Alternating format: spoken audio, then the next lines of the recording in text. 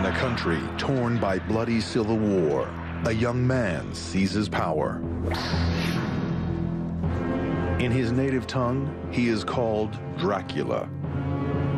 This is not the vampire, Count Dracula, but a real historical figure, a Romanian prince. He was celebrated throughout Christendom for his achievements against the Turks. Dracula was a warlord who became known all across Europe for both his breathtaking courage and his terrifying cruelty. What drove him again and again was a need for survival, a need for affirmation, and a driving need to torture.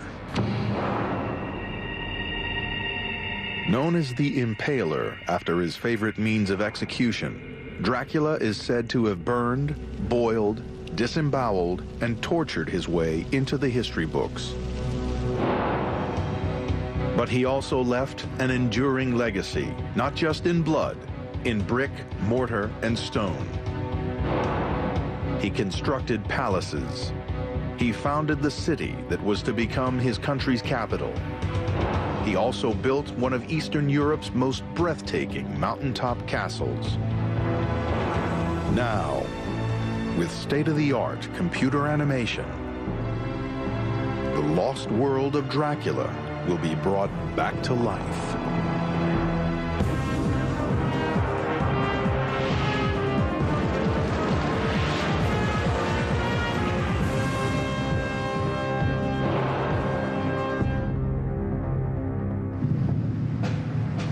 Transylvania, a land on the outermost fringes of Europe. It is dominated by sweeping mountains, shrouded in mystery and legend. The romantic version of the country, the ruined castles, the whole vampire legend. In a way, we've had to invent all this because we don't know enough about the real thing.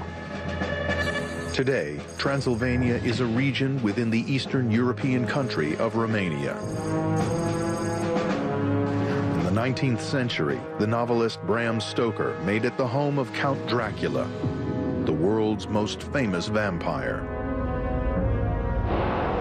But until the 1970s, few readers suspected that he had taken the name from a real-life warlord. Forget Hollywood. Forget vampire stories. This man really existed, and he really was a vicious, extraordinarily cruel, but extremely successful leader. The world of the real Dracula was bloodthirsty and treacherous. But even by the horrific standards of his own time, he earned a reputation for barbarity.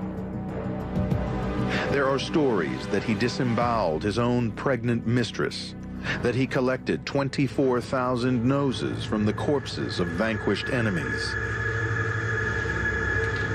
Even amongst the sick, twisted, sadistic rulers, Vlad still stands out as a psychotic madman. Vlad Dracula remains an enigma, a figure whose deeds are still controversial today. Madman or single-minded warrior? I would say that he was very much a man of his times who did what he had to do in order to survive. Now, our team of experts will search to uncover a world that has been almost entirely lost. The written record is very sparse. The archaeology, by comparison with great civilizations of the ancient world, is sparse as well. We don't know what actually is out there. Using clues on the ground and cutting-edge animation, the experts will reconstruct Dracula's mighty palaces, castles, and fortifications. They will be seen again as they were in the time of the infamous Impaler. The modern technologies we have enable us to understand what's left behind a lot better than we were able to in the past, so we can explore inside the walls and draw conclusions about the construction without having to take them to pieces first. Makes it a lot quicker and a lot easier to do. The The trail begins at Vlad's birthplace. It is a picturesque fortified town called Sighisoara in the heart of Transylvania. The investigators start by uncovering clues from one of Sighisoara's oldest houses. This is the house in which, in 1431, Prince Vlad the Impaler Dracula was born. But much has changed since the 15th century. It was probably a single-story building at that stage. What we see behind us is a 17th century addition to the building. It's not as it would have been in Vlad's day. We can now reveal Dracula's birthplace as it looked when he was born. A one-story building in the heart of the citadel, it lacked sewers, plumbing, the most basic amenities. Yet the thick riverstone it was built from provided its most important feature, security. Vlad's hometown was one of the safest in all Transylvania.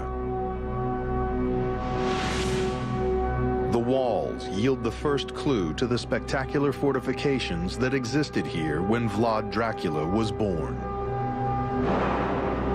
This effectively was the town wall, and it's punctuated with defensive towers. And behind us, we have one of the most elaborate.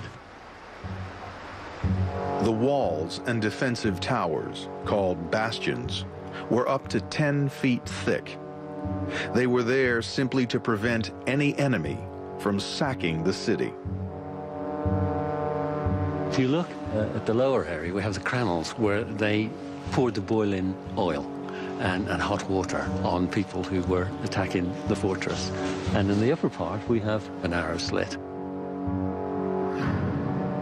Sighisoara was heavily fortified because it was one of Transylvania's richest towns. But the people who lived within its walls were not Romanians. They were Saxons, men and women of German descent. Pioneering Saxons had migrated to Transylvania in the 12th century to become merchants and craftsmen. In return, they were granted special trading privileges. They were very much a race apart. The Saxons were very much associated with greed, typifying the middle classes in any era. They made money at the expense of the native Wallachians. Vlad Dracula's father, a Romanian prince, struck a special trading deal with the Saxons of Sighisoara. In return, he and his family were permitted to live within the city walls, in the apparent safety of the citadel.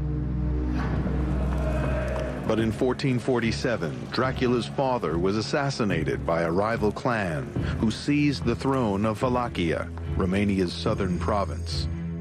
Vlad fled north. He vowed to return. One of the places he stayed was the spectacular Bran Castle.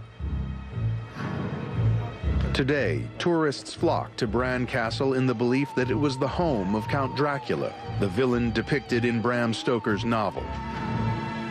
The fictional vampire dwelt here amongst the undead until he was killed with a stake through the heart. This place was painted as the home of evil. The real Dracula did come here in the 1450s. And beneath the Gothic splendor, the experts uncover what the castle really looked like in his time. Modernized by Romanian royalty at the beginning of the 20th century, the castle's interior is very different from what it was. But by using rarely seen floor plans of the castle, the experts pieced together how it must have looked 500 years ago.